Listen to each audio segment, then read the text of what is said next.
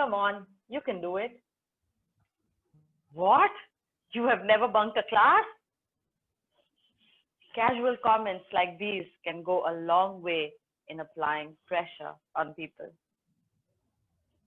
Picture this, a 14, 15-year-old kid who has always been a misfit, always wanting to be a part of the gang, finally gets invited to a cool party.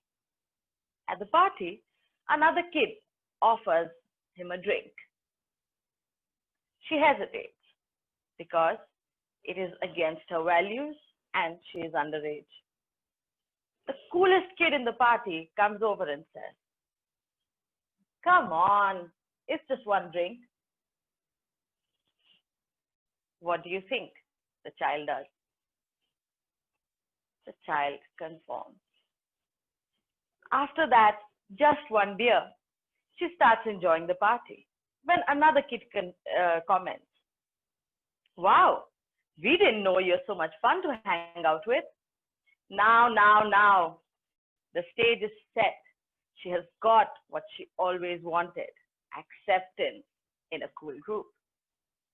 This, my dear friends, is a perfect example of peer pressure.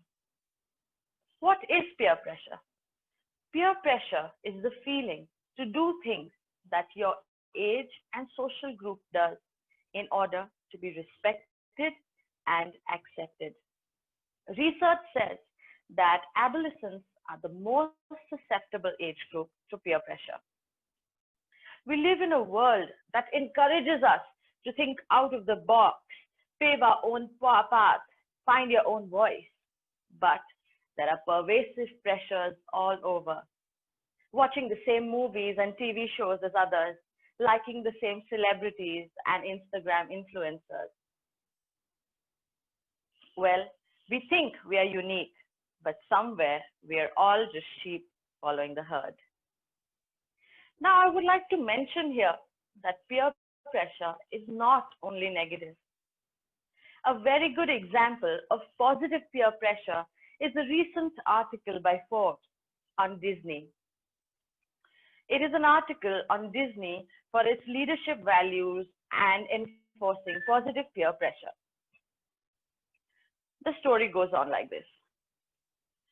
A junior Disney cast member met a senior executive leader at the restroom.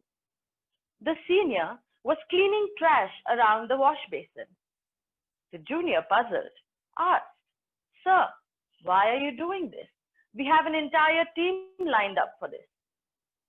The senior replied, "Well, I can't afford not to. It can be overwhelming to keep an entire theme park clean every day for thousands of guests, but not if you have 60,000 peers helping daily." The stage was set. The leader, the senior, had set the stage for positive peer pressure, and such kind of peer pressure snowballs. What do you think the junior must have thought later? The junior thought, no work is big or small. If my senior can clean the sink, definitely I should also work in this path.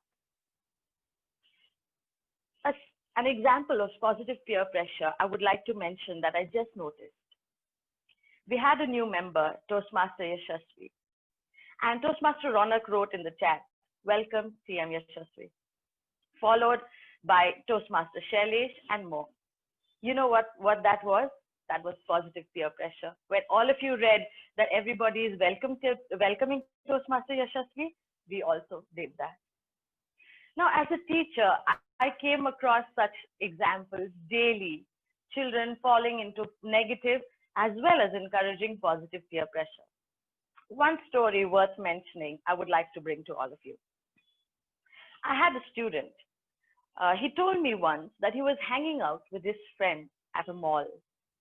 When one of them said, "Oh, I have shoplifted from this store many times. It's so easy. And I can tell you the trick." All the youngsters, the teenage mind, were thrilled at this experience. The student told me, told them in a very meek tone, "What if we get caught?" All the others laughed, but the student was firm on his decision. The only thing he thought of at that point was, what if I get caught and my parents get to know? So all the others went about this little adventure of theirs and they got caught. They were let go with a warning, not before their parents received a call about it.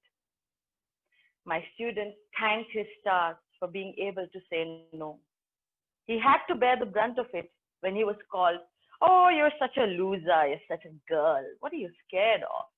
But he made his decision, and he couldn't imagine how his parents would have felt if they had to receive that call. We have a takeaway from this story, my friends. Teach your children to say no, a firm, bold no. Encourage them to love themselves. Praise them when they make a right decision. Make them feel so loved and so emotionally comfortable that when a kid comes to them and tells them, "Come on, it's just one beer," they can look them in the eye and say, "No." Thank you.